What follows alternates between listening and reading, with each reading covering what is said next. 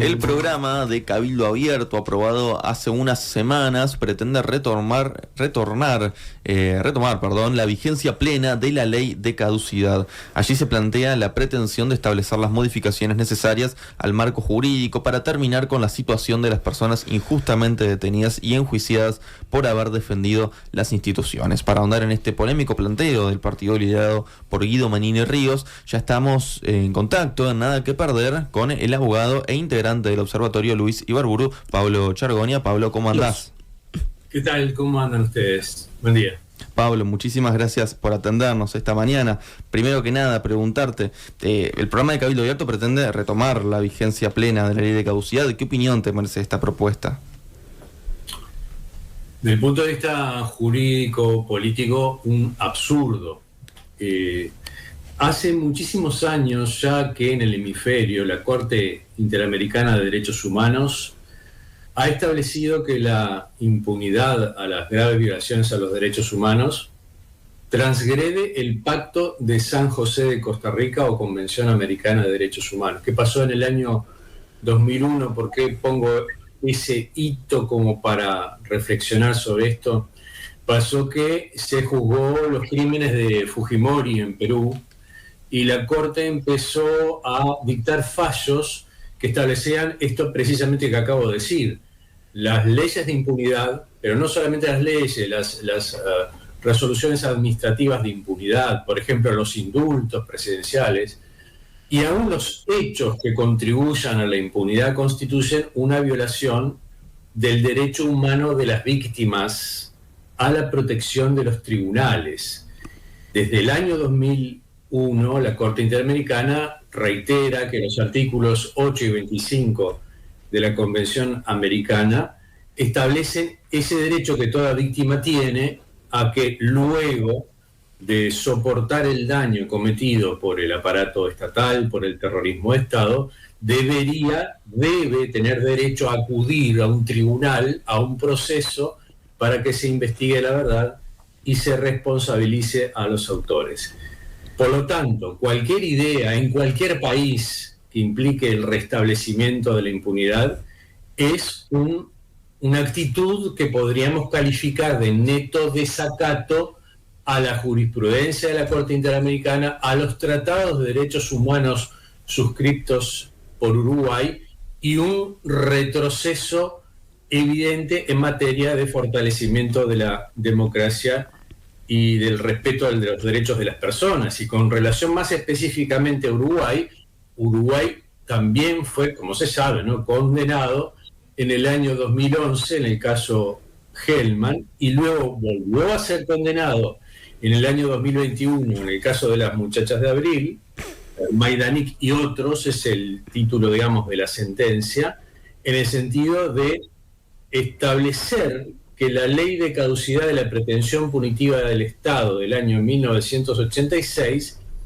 carecía de validez jurídica. Así dice la sentencia de la Corte Interamericana. Estableció que carece de validez jurídica precisamente por ser contrario al Pacto de San José de Costa Rica. Pablo, y si pensamos en esta idea de Cabildo Abierto, primero, ¿es viable llevarla a cabo? O sea, ¿de qué manera se podría realizar esto? Y segundo, ¿qué implicancias tendría en los casos en los que ya se ha juzgado? La forma sería el escándalo de tener una mayoría parlamentaria, que yo francamente la descarto, ¿no? Una mayoría parlamentaria que restableciera la ley derogada en el año 2011 a través de la ley 18.831. En el 2011, precisamente, Uruguay tuvo un debate muy intenso respecto de la aplicación de la sentencia Hellman. Era la primera vez que Uruguay era condenado por violar los derechos humanos, por violar el derecho de las víctimas y de los familiares de las víctimas a la protección de los tribunales. Y hubo un gran debate a nivel de la sociedad civil, académico y político. Y eso produjo la sanción de la ley, mal llamada ley interpretativa. La ley interpretativa fue un proyecto anterior que quedó que no cuajó, digamos. La ley 18.831 restableció la pretensión punitiva del Estado. así lo dice su artículo 1, que ha sido sometido varias veces a planteo de inconstitucionalidad de las defensas de los represores, y la Suprema Corte de la Justicia en todos los casos establece que ese artículo es perfectamente constitucional. Se restableció la pretensión del Estado de perseguir penalmente a quienes torturaron, hicieron desaparecer, ejecutaron. Para que semejante dislate jurídico anticivilizatorio, antihistórico, como el que pretende Cabildo Abierto, fuera posible, debería haber otro absurdo, tal vez más intenso, una mayoría parlamentaria que se pusiera en contra del orden jurídico nacional e internacional y desprotegiera a las víctimas. La sola idea de proyectar esto es un absurdo y es un agravio a las víctimas. Pablo, según el programa de Cabildo Abierto, para el partido es imprescindible terminar con el sesgo ideológico que pretenden imponer algunos magistrados con fuertes presiones de organizaciones internacionales. ¿Cómo ves estas críticas que se plasman en el programa? En primer lugar, está claro que Cabildo Abierto tiene una función o una finalidad que es de la protección de los torturadores. Casi es una definición de su razón de ser. No hay ningún sesgo ideológico en los fallos de los tribunales. Los tribunales, cuando procesan, cuando formalizan o cuando condenan, los tribunales penales uruguayos, inevitablemente le dedican un capítulo a la historia, porque estos delitos se cometieron en un determinado contexto.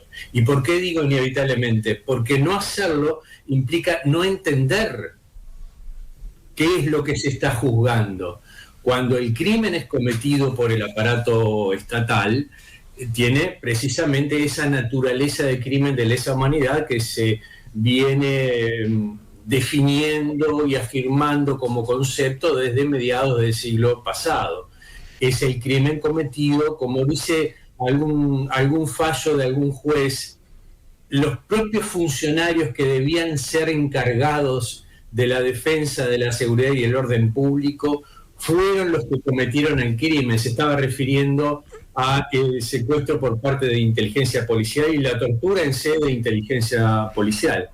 Es inevitable y es necesario y es conveniente que los jueces, cuando procesan y condenan, describan, por ejemplo, la función del LOCOA, los organismos de coordinación de operaciones antisubversivas, o las funciones del Servicio de Información y Defensa, que hagan alguna alusión inevitablemente también a la doctrina de la seguridad nacional, que establezcan cómo eran los modus operandis que consistían en la detención, normalmente en horas nocturnas, sin decisión judicial, el sometimiento a tortura, la colgada, la etapa de lo que ellos llamaban el ablandamiento, el submarino, la picana y finalmente la formalización de ese itinerario de tortura a través de la justicia militar y la prisión durante largos años. Toda esta descripción molesta a un partido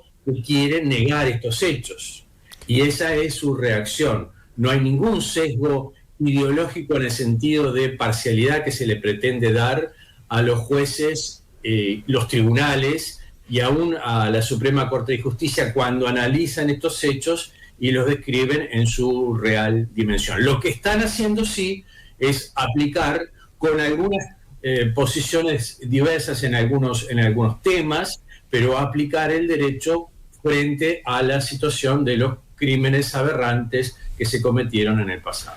Pablo, y respecto al no alineamiento de la propuesta de Cabildo con los estándares internacionales de derechos humanos, ¿esto crees que podría tener consecuencias para Uruguay en términos de sus obligaciones bajo el derecho internacional? Pero sin duda es así. El mecanismo funciona de la siguiente manera.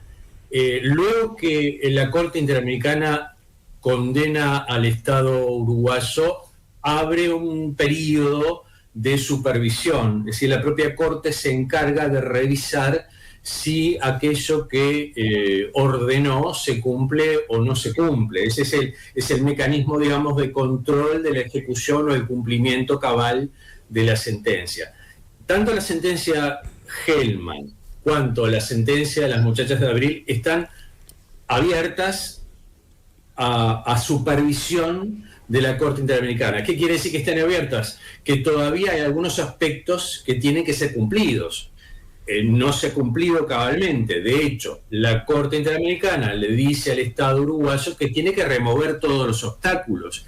Imaginemos que en vez de remover los obstáculos para el juzgamiento en tiempos razonables, restableciera la impunidad. Obviamente que habría una reacción, y muy intensa, de parte del sistema interamericano de protección de los derechos humanos. De hecho, desde la sociedad civil, nosotros lo hacemos desde el Observatorio Luz Ibarburu, ponemos habitualmente al tanto a la Comisión Interamericana, que es otro órgano que forma parte de este sistema de protección de los derechos humanos en el hemisferio, ponemos al tanto de todos aquellos hechos o amenazas al posible avance de las causas en materia de derechos humanos. Pongo otro ejemplo que tuvo también su iniciativa en Cabildo Abierto, que es el de la prisión domiciliaria, proyecto que si bien fue descartado, está agazapado en su espíritu en el nuevo proyecto que tiene media sanción parlamentaria y que constituye una forma encubierta, como ya se ha dicho por parte de relatores de Naciones Unidas y aún por parte de la Institución Nacional de Derechos Humanos de Uruguay, una forma encubierta de impunidad. En la medida que no se está pudiendo por los defensores de los torturadores frenar los juicios que van lentamente, pero van, o pretenden moderar las sanciones por la vía de la excarcelación y la prisión domiciliaria. Estos hechos constituyen amenazas, obstáculos y, en definitiva, formas del incumplimiento de lo que el pacto internacional exige y de lo que las sentencias de la Corte Interamericana ordenan. Pablo, a propósito de cuestiones internacionales, o en este caso regionales, en Argentina se conoció la noticia ya ahora hace algunas semanas de que un grupo de diputados de La Libertad Avanza, ¿no?, en el sector del presidente Javier Milei, del presidente argentino, fueron a la cárcel de Seiza a visitar represores, ¿no?, entre ellos, bueno, el Ángel de la Muerte, Alfredo Astiz, por ejemplo, y se conoció con posterioridad una foto en la que estaba el represor uruguayo Juan Manuel Cordero, que está preso en Argentina, que ya pidió la prisión domiciliaria en 2020, le fue negada, y se sabe que en La Libertad Avanza manejan la posibilidad de un proyecto para conseguir justamente la prisión domiciliaria. Ricardo Percivale, el fiscal especializado en crímenes de lesa humanidad, dijo que en caso de que se diera este proyecto, él pediría la extradición de Cordero. ¿Podemos recordar las causas en las que está implicado Cordero en Uruguay, en la región? Sí, muchísimas, porque fue un actor muy relevante del Servicio de Información y Defensa, alguien que estuvo operando en Argentina en el marco del Plan Cóndor. La prueba de cargo, digamos, es muchísima y muy abundante. De hecho, fue condenado por la justicia argentina. Y quiero señalar que los sobrevivientes de Automotores Orletti lo han señalado a él, lo veían a él en Argentina operando en Automotores Orletti en el marco de la coordinación de las operaciones represivas de los estados terroristas de Argentina y Uruguay en su momento. Cordero es una de las figuras más cuestionables y autor de varios crímenes de desaparición forzada, de privación de libertad, de sustracción y desaparición de niños, de tortura, desde luego. Y es una figura en este sentido, y a partir de la prueba en su contra, emblemática respecto de lo que fue esa coordinación internacional de la represión.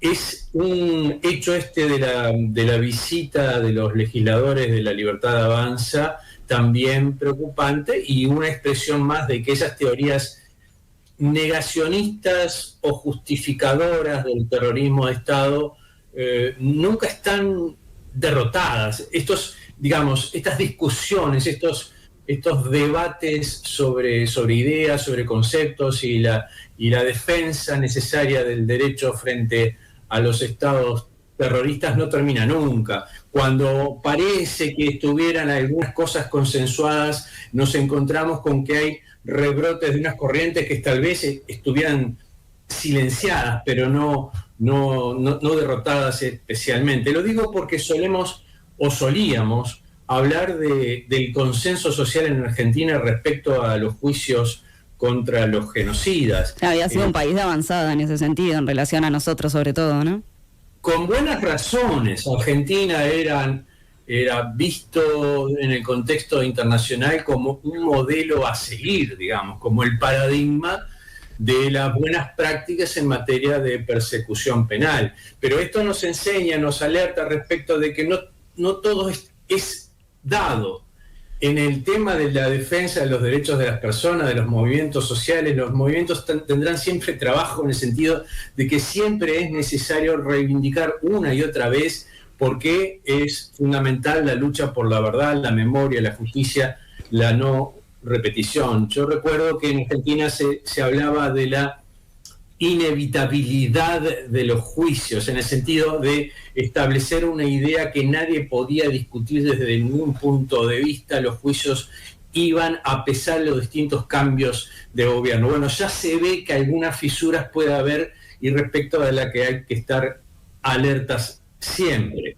Yo recuerdo el caso particularmente el caso de Manuel Cordero, lo perseguimos desde hace un cuarto de siglo. Ya recuerdo que en una ocasión, hace muchísimos años atrás, brindó una entrevista al semanario Búsqueda, donde justificaba la tortura. Decía, no hay otro remedio cuando uno se enfrenta a la subversión que torturar. Con los compañeros del CERPAJ en ese momento lo denunciamos por apología del delito. La ley de caducidad estaba plenamente vigente, prácticamente no había el único procesado que había en aquella época era Juan Carlos Blanco por la desaparición de Elena Quinteros, y es en esa ocasión que Cordero se fuga a Brasil y está muchos años en Brasil hasta que el Tribunal Superior brasileño, con un fallo dividido, le concede la extradición a Argentina. También había un pedido de extradición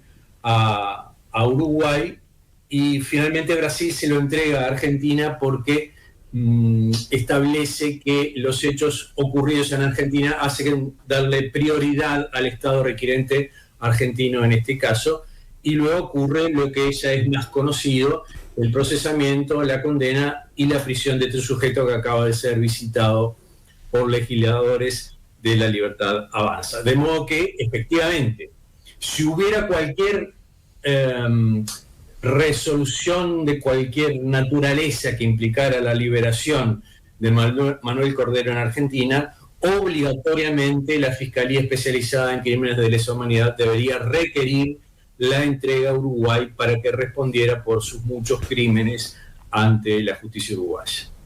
Pablo, y centrándonos en nuestro país, bueno, abogados del Centro Militar han presentado una gran cantidad de recursos de inconstitucionalidad, ¿no?, que prácticamente pretenden que todas las causas que lleva adelante la Fiscalía Especializada en Crímenes de Lesa Humanidad se suspendan y que sean tramitadas en forma directa por la Suprema Corte de Justicia. ¿Qué análisis haces de estos planteos?